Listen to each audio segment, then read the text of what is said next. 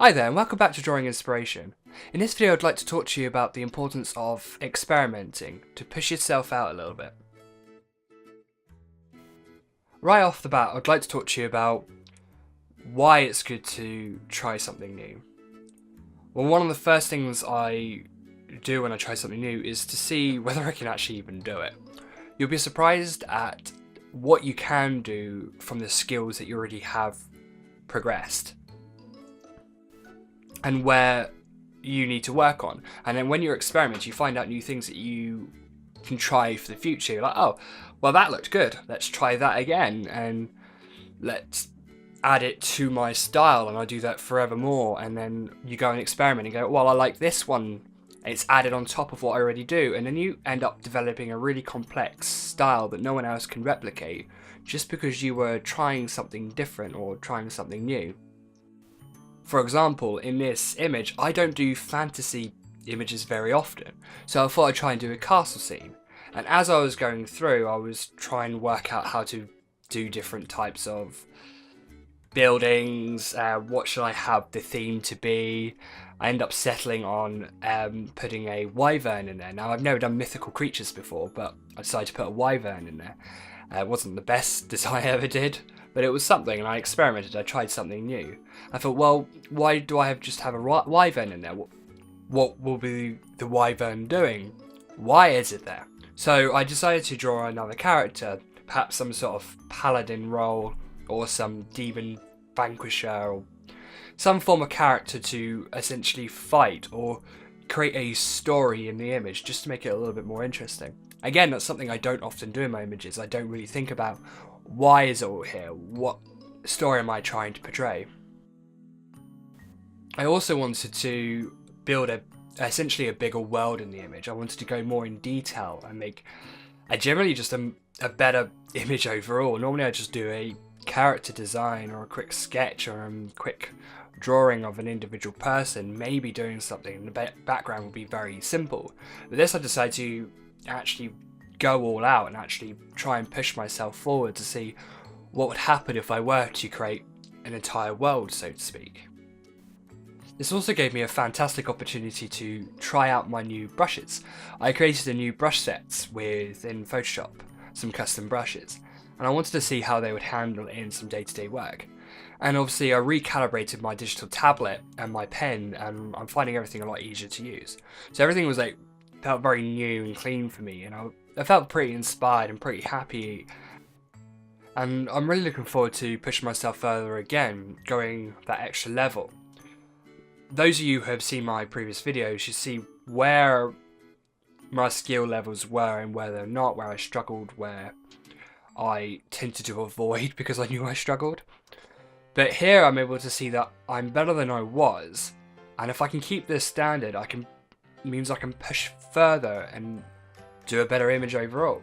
I'm able to progress and gradually get a lot better. I never would have realised unless I was pushing myself. I was experimenting, trying new things out. As I tried new things out, I added them into my style, and you'll see later I decided to add in some cross-hatching. I wasn't sure if I wanted it black and white or colour, whether I wanted block colours with shading or I wanted block colours with cross-hatching. But this is the whole point of experimentation. I was just trying something. If it didn't work, then it didn't work, and no harm foul, and I'll have to design another video, or I'll use this video and show you what not to do. But I was quite happy with how it turned out. Here you can see I started my cross-hatching, and overall I'm pretty happy with how my cross-hatching happens. I'm pretty proficient. I like cross-hatching. It's something I did a lot back at school when I was studying art and graphics. Colours and shading wasn't really my thing, but cross-hatching and doing these simple shading lines was something I felt I was really good at, and so I was happy to put this into this image here in order to just have a bit of fun. But here's something I didn't do in my previous images. I used the cross-hatching alone to create some depth to essentially the mud at the bottom of the moat there. I don't normally do that, and I was quite happy how it turned out. This is where I'm starting to experiment, you can see. And the image is already coming together. It looks like it's got a depth of field thanks to just the cross-hatching alone. But ultimately you'll find out I wasn't too happy with that, and I decided to just go further with it. If you're wondering what inspired me to do an image like this in the first place, is I've been looking into potentially earning some money from doing art first out, because obviously YouTube isn't much of a career. Well, not for me at the moment anyway. But I was hoping to get some experience and see where I can go further as far as earning some money by illustrating some children's books or some books in general. And so I wanted a more of a cartoony feel about the image, but I still wanted some details so it would still look good. So that's the reason behind I chose to do this image in the first place. Plus, I obviously don't do fantasy very often, so I wanted to try it. Here you can see I'm starting to put in the block colours. I accidentally hid the layer which had the cross-hatching on, and I didn't realise for quite a while. I was thinking, why does this not look so good? But I stuck with it. I carried on. I just coloured in the colours, and I eventually started putting shading in, which you'll see later once I was happy with the colours of each part. I put each colour on a different layer. I think I ended up having about 30 or 40 layers in total, or maybe 20. Maybe I've overestimated that. Well, we'll find out, because right now I can't remember. I normally don't separate the layers out as much as I have now, and I definitely would label them, but this time I didn't, because I was like, well, this is taking a long time, I'm just gonna rush through it as quick as possible. Which actually brings me on, this is probably one of the longer images I've done for YouTube yet. Normally they're about an hour, maybe 2 hours, but this ended up being about 3.5 to 4 hours, and that took a long time. Right, there's actually a lot of so that's how much movie I've edited into this video. But approximately there was about 4+ hours that I've just cut out just because it was unnecessary. It was just some real bad mishaps that you didn't need to see, or moments where I just paused it and I was just trying to think, what do I do next? That's another thing you guys don't see. When you see these images, you see nice, quick, sped up. You don't see all the hesitations I make, or the whole, where am I going to go from here? But hopefully you guys know that it doesn't always come that easy for us. We do work hard, and we do make mistakes as we create art here. As you can see, I'm still putting the colours through. I will start the shading in a second. I still haven't realised about the cross-hatching.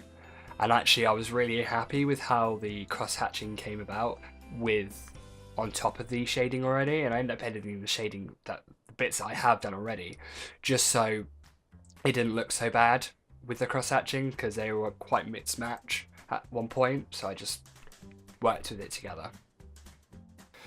If you're wondering why the colours are so bright, I use a Huion GT-156HD V2, which is a fantastic tablet. It's perfect for me, it's why I got it. But it kind of makes the colours seem a little bit washed out at times, which isn't necessarily a bad thing. I like working with pastel colours, I don't really like bright colours.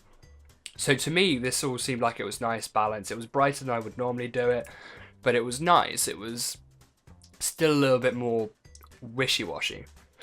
But then when I put it on my main screen to actually watch the video after I recorded, I was like, oh my gosh, that's so bright. So that's why the colours are really bright. But it gives to the cartoony effect, and the contrast between the lights and the darks aren't too bad actually. I was quite happy. As you can see, I've worked out now where I haven't put the cross-hatching in. So I've just gone and shoved that in. I carried on with the shading, and I'm editing the shading something. I'm just trying to build some depth to the image.